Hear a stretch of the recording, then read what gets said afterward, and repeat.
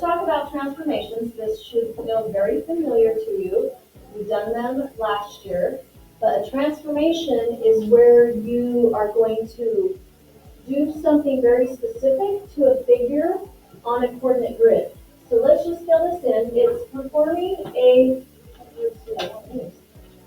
specific rule. So you'll have to be told what you need to do. It's performing a specific rule on a figure that will change its size, its shape, or its position. So a transformation could change its size, shape, or position, or a combination of those. Most of ours are just changing position. The only one we did changing shape was dilation. And so most of ours just change the position somehow according to a rule. So the first one that we are focusing on today is going to be a translation. Does anybody remember what a translation does to your figure? What kind of a movement does it make? This is the one that just, say again? You just slide it, like you take a piece of tape put it on your hand and then just slide it somewhere else and drop it off. So a translation is going to move. It moves every single point of your figure the same distance and direction. So move it the same distance and in the same direction. Most of the time there's two movements, a right-left movement and up-down movement. Sometimes there's just one, it just depends. And so when we translate, is it going to change the shape or size of your figure? No. So if it does not change the size or shape, we call that a rigid movement. Rigid means staying strong, sturdy, same. It does not change its shape or size. It's just going to move somewhere else. Now, a couple things we have to remember about all transformations is we have an original figure where the ABC are just ABC, but then when we do a transformation, we then label them with this little apostrophe called a prime. So the original figure is called the pre-image. What it is before anything is done to it. And it's just labeled with a plain letter, ABC, all the way up to Z. And then the new figure, after you perform a transformation, we call it now the image. So if you see that terminology, that's what it means. And when we perform a transformation, we now say that is A prime. A began in an original spot, and we transform it, now it's at A prime. So the before the original, and the new image is called, or the new figure is called the image. Okay, so a translation. Let's talk about the details of a translation. We pretty much know what it is, but a little thing that we have to add into it this year. So a translation, it basically maps, we call it mapping, but if the motion is a slide, translation will map or slide every point of your figure along what we call a vector. Okay, so then that motion that we're making, that is moving along what we call a vector in map. And it's always according to a given rule. So they have to tell you the rule that you're going to be doing. And we've seen this rule last year. It says every xy goes to x plus 4y minus 9. That's the traditional way of writing the rule. X plus 4. If x plus 4 is part of your rule, is that a right-left motion or an up-down motion? Think about x's. Right-left. So we just put right-left there.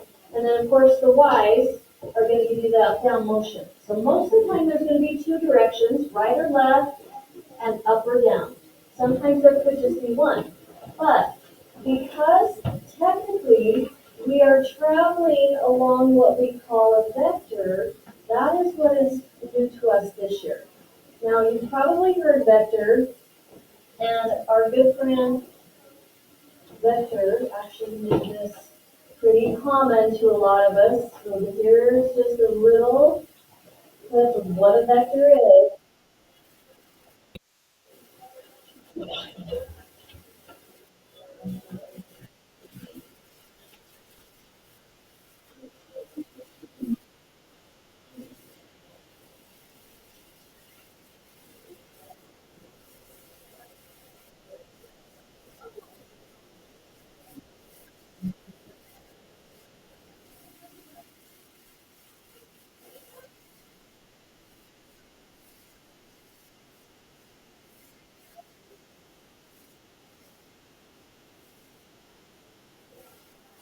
Okay, so vector himself probably has made that a pretty common knowledge of what a vector is. It's an actual quantity in math that gives us two things. What did he say the two things were? He's fighting by, or he's a villain with direction and magnitude. So that's what a vector actually gives us. It is a mathematical quantity. It's a quantity that has two parts to it. It's both direction and magnitude. So direction should feel pretty obvious. The pointing of the arrow gives you the direction. The magnitude is its size. So a vector is a quantity that has both direction and magnitude. It's represented in the coordinate plane by an arrow, and it's drawn from one point to the other. So when you start with A and move or translate a figure to A prime, that's the arrow, that's the vector that's taking it there. The direction and the magnitude, how far it goes, and the direction that it goes. This is vector notation. You just write near this. So your translation rule can come to you in vector notation. It's similar to every xy goes to x plus 4, y minus whatever. The first number is your x direction, so that's still giving you the right-left motion. The second number is your y direction, still giving you the up-down motion. So if it's a positive 4, you think we're going right or left? Right. If it's a negative 2, up or down? Down. So it works the same. This is just a new notation actually giving us the motion of our translation. Every point will follow a vector, most of the time those two directions, to get us to from one point to the next. So we'll be dealing with both today. We're going to be seeing both types. So your vector, it is an arrow, so it will have an end and an arrow sending you the correct direction. So in this diagram, P is the initial value. It's where it's starting. So that would be our pre-image, the point where it's starting, the beginning point. And Q is the terminal side, which just means the ending spot, the ending point in this diagram. So that's what a vector gives us. It gives us a starting point and then a direction and magnitude, how far the point will be moved to, and where we end is called the terminal site. So let me just slide this up. That notation that we just saw is called the component form. So if you'll jot this in, the component form of a vector is going to combine both that horizontal movement, which is the x movement, right or left, and the vertical component, the up-down, which is the y portion of the component form. So it's got to describe the right-left motion, the horizontal motion, and the vertical motion, and that's exactly what it does. So the component form of this particular vector, PQ, is 5, 3. 5 is the right-left movement, y is the up-down, the 3 is the up-down motion. So nothing too tricky. We'll see both types of rules that we'll be working with as we practice our translations today. So we still will have our normal coordinate rule that we're familiar with, but we still have to understand the motion that it's taking. So we're going to translate. Every xy goes to x minus 3. Every which way does x minus 3 want us to go? left 3. Will you just show a little arrow left 3? And then y plus 2. Mikhail, which way does y plus 2 want us to go? Up 2. So all you have to do is start on any point of your figure and do both of these motions and plot your new point. So if f is here, we take it left 1, 2, 3, and up 2. Plot that point, and you need to label it now with f prime. That's a key part of our translation. You have to show where each point ends up by labeling them same letter but with a prime. Then just go left 3, up 2 with every single point. There's a couple different ways you can do this, and however you get there is totally fine. Left 3, up 2. And then connect them nice and neat and straight. You're welcome to use a ruler today as we work on these, but there is our quadrilateral translated left 3 and up 2. Any questions on that? I'm sure that's going to be back to you. Nothing too tricky. Okay, the next one says take every x, y, and go to x plus 2, y minus 1. So Taylor, what direction does x plus 2 tell us to move? Good, to the right 2, and y minus 1. So you tell me y minus 1, up or down? Down 1. So grab any point to start, go to the right 2 and down 1. Plot your point, label it with the same letter, but with a prime to show that that's the one that's been translated. W goes to the right 2, down 1. Right 2, down 1. And then a little more space. Right 2, down 1. And then just connect them as nice and neat as you possibly can. Then I feel you're welcome to use the ruler today. And we slid that the quadrilateral right 2, down 1. Translated. So that was our normal coordinate rule. Now you're going to also be given the rule in vector formation. This is the vector will have 2 parentheses that look like arrows on both ends, and it's still telling us the directions. The first part is your x, so if it's 4, which way are we moving? Everybody tell me which way we're going. To the right, 4. If the second part is negative 3, which way do we need to move? Down 3. So nothing too tricky. Just a new way to look at the rule. So take every point, go to the right 4, down 3, label it with the same letter and a prime. F prime, 1, 2, 3, 4, down 3, E prime, and you have translated, slid, mapped every point along a vector to get to its new point, right 4, down 3. So no matter the notation, it's all the same.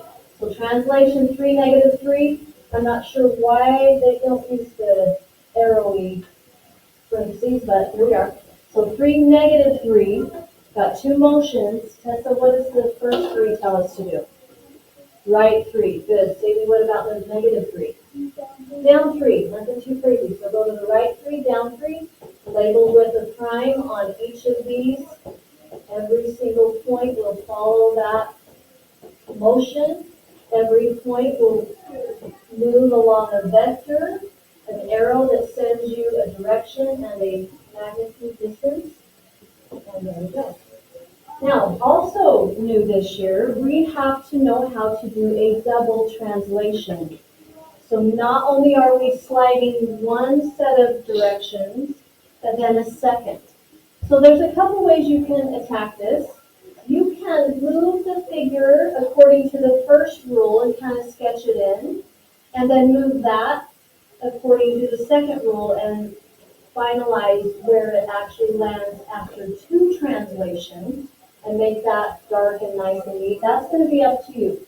You decide what makes more sense to your brain.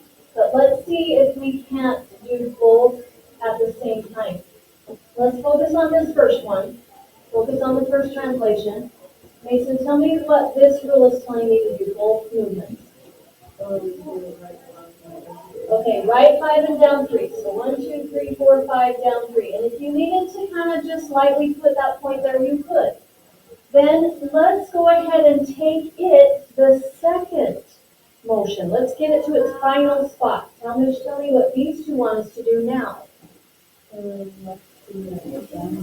Okay, so we moved right 5, down 3. Now the second one's saying, now take it left 2 and down 3 again, and that's its final translation spot. So however you need to do it to make sense in your brain, if you need to have a little intermediate step there, great.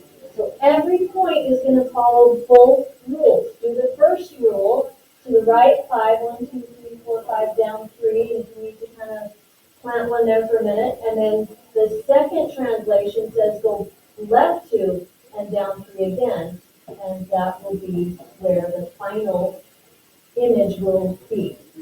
So right 5 first, 1, 2, 3, 4, 5, down 3, and then left 2, down 3 again.